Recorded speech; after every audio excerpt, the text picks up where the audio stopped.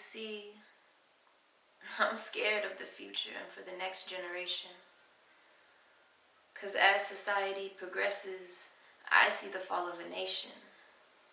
A nation that is the product of 1,000,001 frustrations. Economic disparity and failing public education, political corruption, rising gun violence rates, and mental and medical patients without hopes of salvation. And it seems like all of these problems share a similar foundation: a country's independence declaration through inherent discrimination. But my proclamation is nothing short of recreation. I leisurely spit these words to shed light to a recycled situation, one that invokes a blind perpetuation of the constant segregation between the millions of black and brown hearts filled with hesitation and their white counterpart relations. And I can't stand the fact that every time I turn on a news report station, another unarmed body falls as the result of supposed retaliation, an innocent life lost, and yet what suffers is their reputation.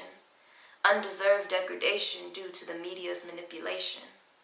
Like when they portrayed Mike Brown with possible gang affiliation, rather than the cap and gown from his high school graduation. Or how about Sandra Bland and her forged portrait rotation? There's no way we can forget her smile's heartwarming sensation. And sure, the physical chains are unshackled, but take this into consideration. Where lies the justice supposedly rooted in this land of liberation? Oh, right, stripped by another cop lacking the qualifications deemed fit for his occupation. And don't tell me that a trained officer can't handle a little confrontation without the need to pull out his gun while his heart's steadily racing. I guess 2 hands up don't speak for themselves. We need some more communication. Start a conversation. 'Cause with every false accusation follows another failed investigation, another paid vacation. But when will this country's ego come to truth realization?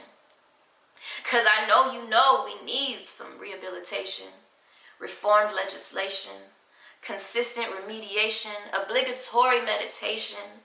And can we please release the cure for cancer, man? Fuck your radiation. 'Cause we know it's causing more harm than mediation in the name of medicalization. And please excuse my language for its only indication that we need a little arbitration and a little more determination.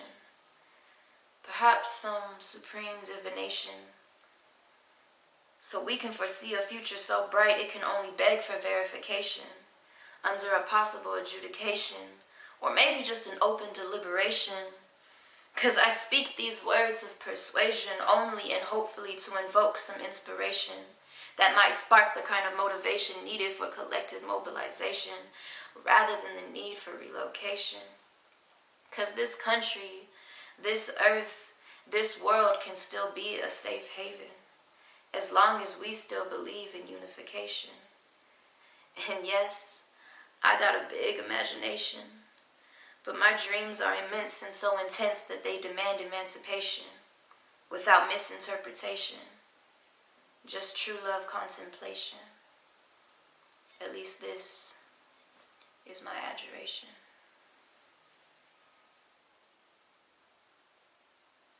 Rest in power to all of the souls taken too soon. Rest in power to all of our ancestors who paved room and made way for all of us to be here today. Use our voices and say and declare our freedom, our desires for peace, for love, for happiness, and to be done with the bullshit. This land was built by our ancestors, harvested by hand and intention and energy that transcends all of the cruelty, all of the discrimination, all of the racism, all of the hatred. But this country was founded upon all of that.